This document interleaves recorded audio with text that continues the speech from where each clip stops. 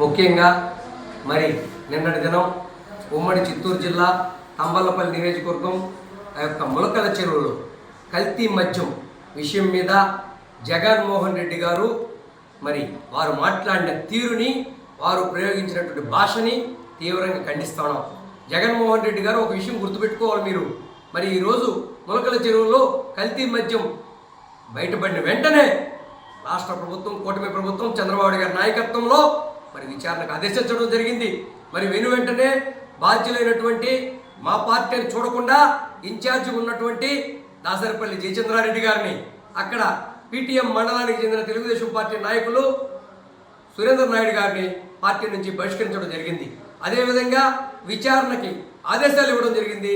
బాధ్యులైన వారిని కొందరిని అరెస్ట్ చేయడం జరిగింది. అంటే జవాబుదారీ ప్రభుత్వం, కూటమి ప్రభుత్వం, చంద్రబాబు గారి నాయకత్వంలో ప్రజలకు ఇబ్బందులు కలిగిన, నష్టాలు జరిగిన, మరి వాళ్ళకి ఎలాంటి సమస్య లేకుండా వెంటనే స్పందించేటటువంటి ప్రజాప్రభుత్వం ఏదైనా ఉందంటే మరి చంద్రబాబు గారి నాయకత్వంలో ప్రభుత్వం దానికి నిదర్శనమే. వారి మీద చర్యలు తీసుకోవడం, అటు పార్టీ పరంగా కావచ్చు, అటు ప్రభుత్వ పరంగా కావచ్చు. మరి ఈరోజు ఇన్ని మాట్లాడుతున్నారు మీరు.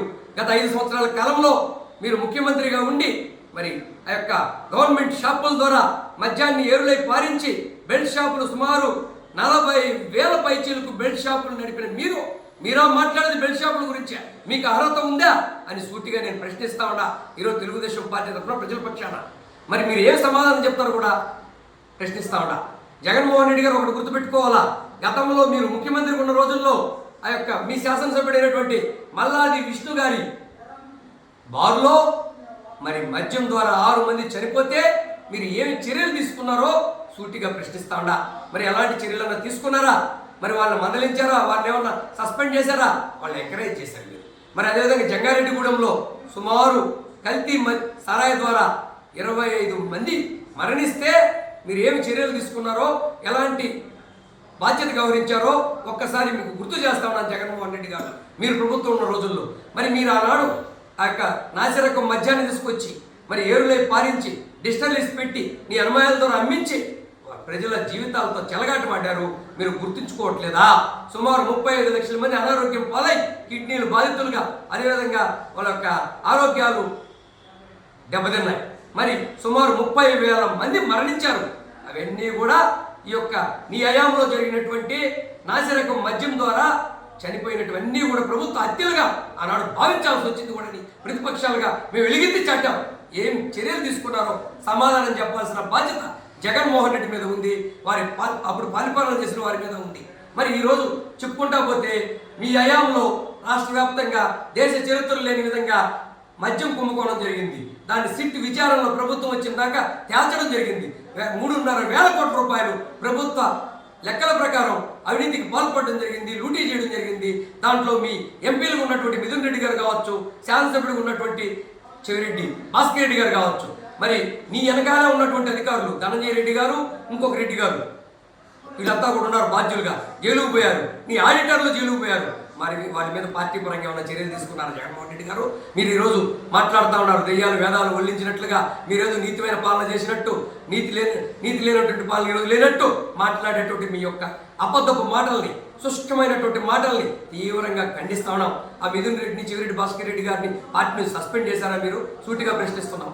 మరి అదేవిధంగా దానికన్నిటికీ కూడా ఎంక్వైరీ నివేదికల్లో కూడా తప్పు మీ వైపు చూపెడతా ఉంది. నీ వెనకాల ఉన్నటువంటి, నీ ముందర ఉన్నటువంటి ప్రజాప్రతినిధులు ఉన్నటువంటి మనుషులందరూ కూడా దాంట్లో పాలు పంచుకున్నారు, జైలు పోతున్నారు. అవన్నీ కూడా దాని వెనక మీరున్నారనేది ప్రస్ఫుటమైనటువంటి పరిస్థితులు వస్తూ ఉన్నాయి. మరి అవన్నీ కూడా నిజాలని ప్రజలంతా కూడా నమ్ముతా ఉన్నారు. ప్రజల్లో కూడా అనుమానాలు కలుగుతూ ఉన్నాయి.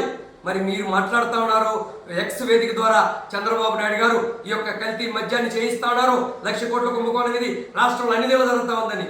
చాలా సిగ్గుండాలి కదా మనం మాట్లాడేటప్పుడు. మన పాలనలో 5 ఏళ్ళు ఏ విధంగా చేసామో ఒక్కసారి ఆలోచన చేసుకోవాలి కదా.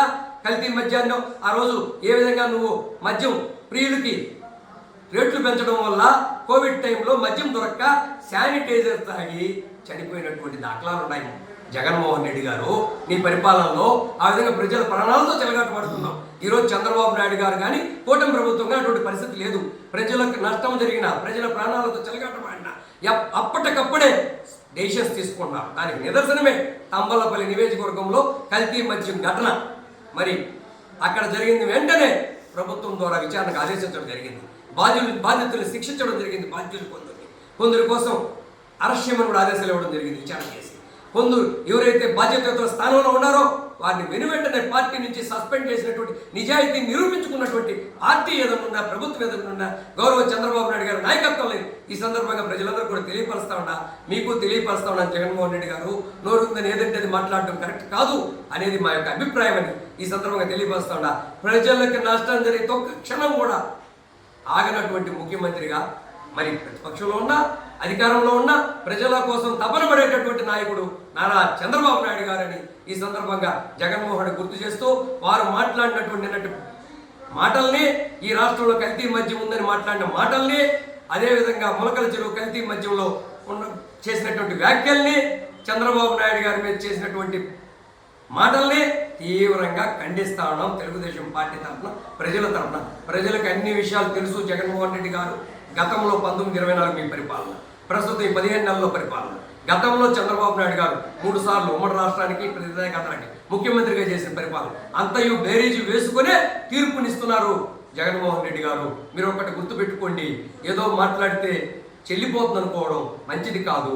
నీ అనుకున్నవారు, నీ అధికారులుగా పనిచేసిన వారు అందరూ కూడా మద్యం కుంభకోణంలో ఇరుక్కున్నా నువ్వు ఎవరి మీద చర్యలు తీసుకోలేని పరిస్థితుల్లో ఉన్నావు అంటే మరి నీ పాత్ర దాంట్లో ఉందనేది ప్రస్ఫుటం అనేది విషయాన్ని నీకు గుర్తు చేస్తున్నాం జగన్మోహన్ రెడ్డి గారు. మరి వెంటనే నిర్ణయం తీసుకున్నటువంటి చంద్రబాబు నాయుడు గారి నిర్ణయాన్ని స్వాగతిస్తున్నాం, హర్షిస్తున్నాం.